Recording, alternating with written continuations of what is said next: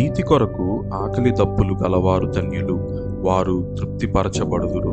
మత్తయి సువార్త 5వ అధ్యాయము 6వ వచనం. ఈ ధన్యతలో ఆకలి దప్పులు అనే పదాన్ని అలంకారప్రాయంగా వాడినట్లు మనము అర్థము చేసుకోవచ్చు. యేసయ్య ఈ పదాన్ని పలికినప్పుడు ఆయన యొక్క ఉద్దేశము, ఎవరైతే నీతి కొరకు ఆకలి దప్పులు అనగా తృష్ణ, ఆశ లేదంటే కోరిక కలిగి ఉంటారో వారు ధన్యులు అని అర్థము. అయితే క్రైస్తవులైన మనము ఈ లోకంలోని ధనము, ఉద్యోగము, అధికారము, ఆధిక్యత, ఆస్తులు, అంతస్తులు, సుఖ సంతోషం, పేరు ప్రతిష్టతల కోసం తృష్ణ కలిగి ఉంటాము.